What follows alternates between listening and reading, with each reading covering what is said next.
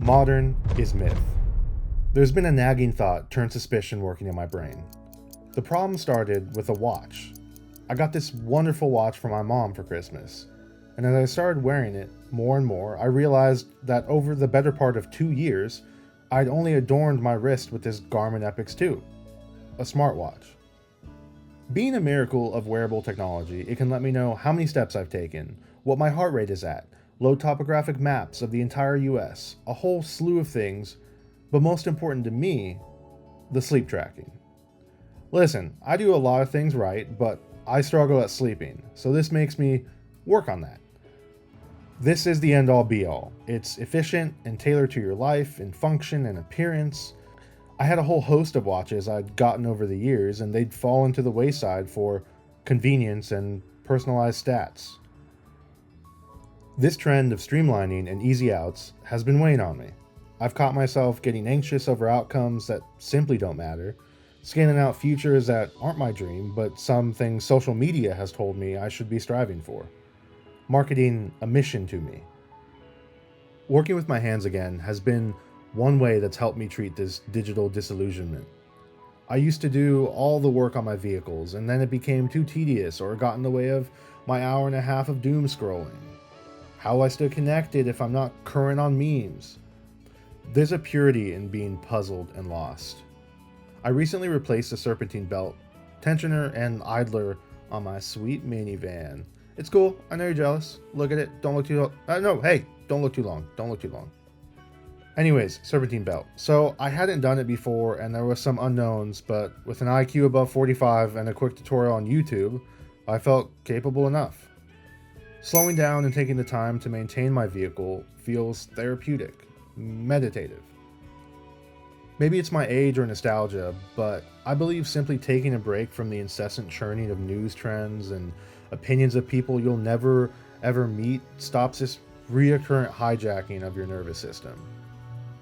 You're working against a plethora of algorithms designed to steal your attention without any rules on how to do it.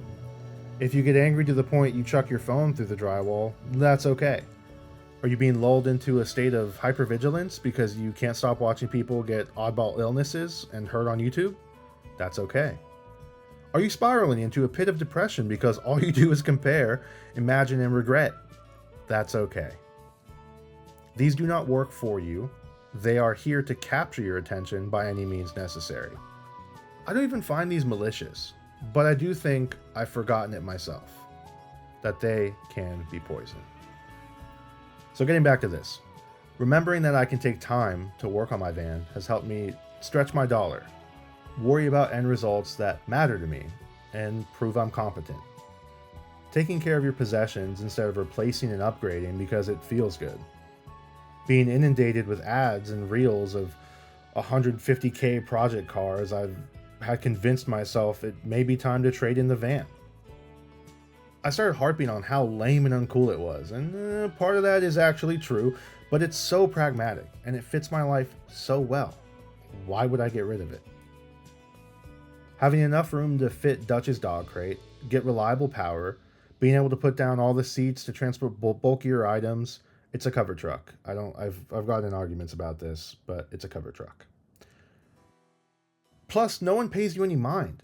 It's the power of the minivan.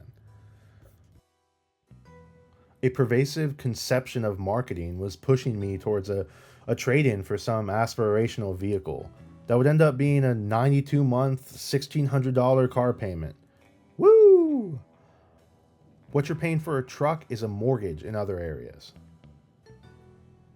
Instead, I've resisted this siren song, and as my minivan approaches 100,000 miles, I've delved into maintenance and researching how to polish and do some light touch-up work. I even ordered new shocks and struts to make it feel brand new, at a fraction of the cost of a fresh contract with the bank. It doesn't end here with a vehicle. This upgrade cycle triggers something a bit more sinister in me. The fear of being left behind. FOMO, if you will. I had the awesome chance to pick up a DJI RS4 gimbal for my camera.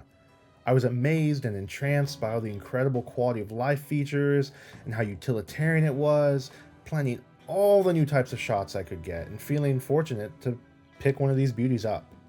Until the RS5 launch. All of my splendor and excitement transmuted into regret and envy.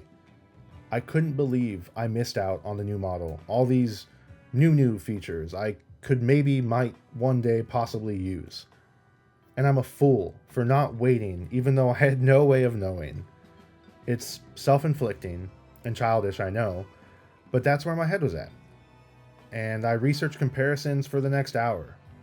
Then, as the spell of stupidity relaxed, I was able to remember that I had just used this older, less robust, less powerful model to film a private jet. What? And it worked fine.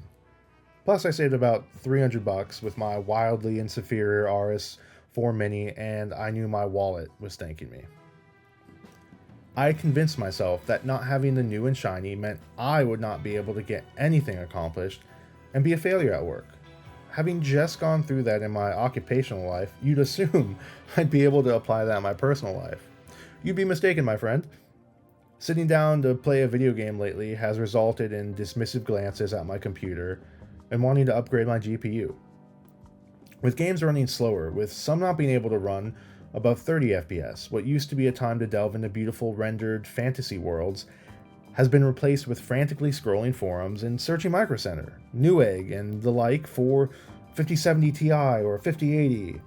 I am so focused on upgrading and being able to play these big titles that I'm shelving gaming and enjoyment for research, stress, and just feeling gross.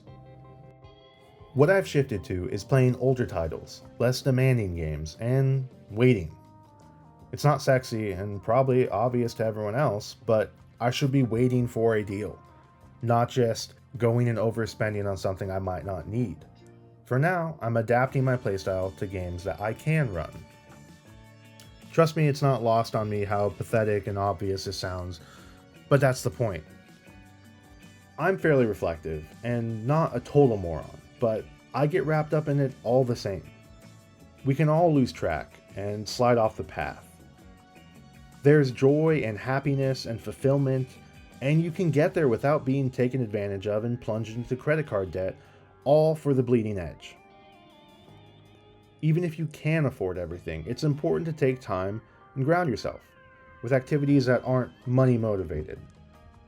Go for a walk. Take time to appreciate your life.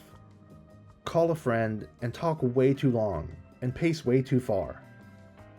Strap a camera to your dog's collar and realize he's an absolute psychopath. Look at this. Look at him go. He's never coming back. The modern myth is you need it all and right now. I hope you take some time for yourself this week. Not anything big or loud. Don't go fly away to Mexico for some me time, but maybe remember something from high school you miss. Take 30 minutes where your phone is off and in the drawer. You are not made to be marketed to. Have fun being you. Love you. Bye.